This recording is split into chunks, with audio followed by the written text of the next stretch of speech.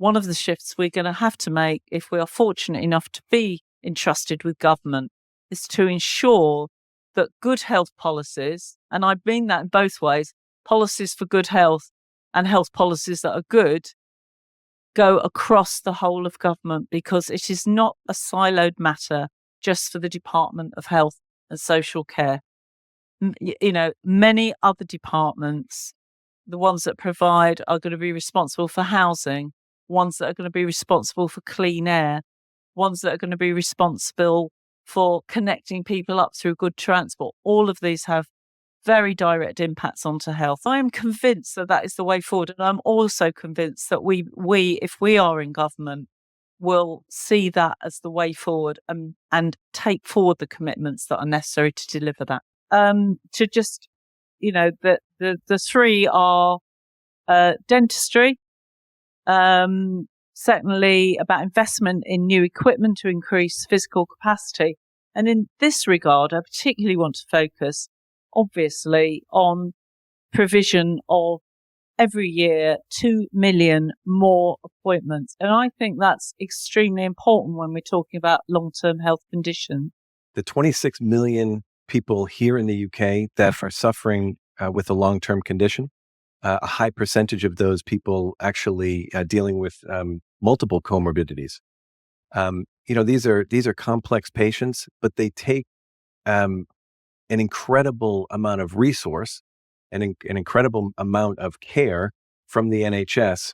And what we're all about is trying to make sure that these long-term conditions are at the very highest level of the political manifestos for the next government.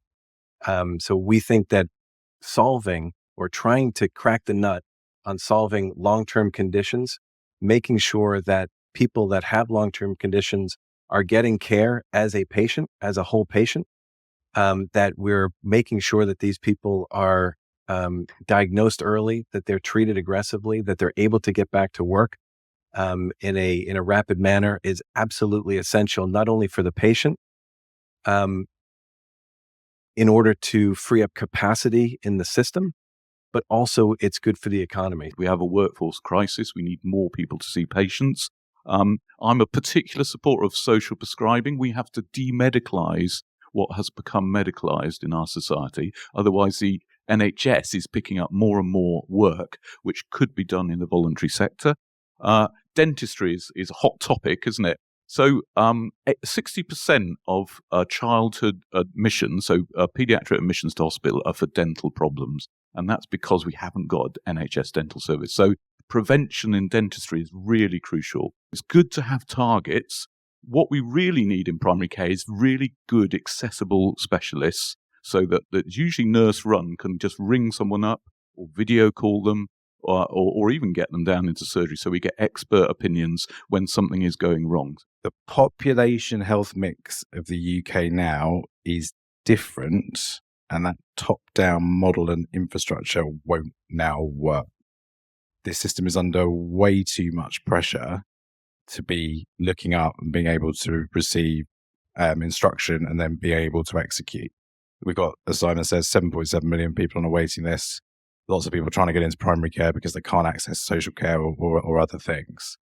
And the population health needs of the country have also changed massively. So by 2035, there'll be 1 million more people over 85.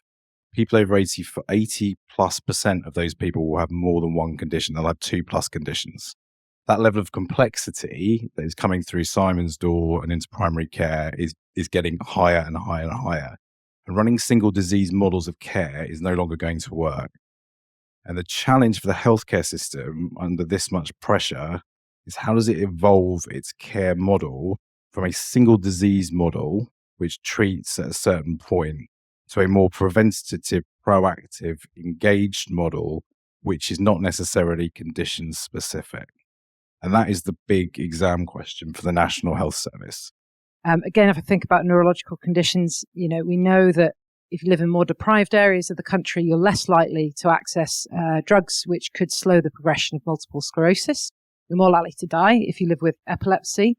If you live with a learning disability, you're more likely to wait longer for your care and you're more likely to have worse outcomes. And if you're a woman living with a neurological condition, you're also more likely to be waiting longer for a referral to a neurologist. And there's no clinical reason why that would be. So we need to think carefully and also in terms of how we're going to treat people in a more personalised way.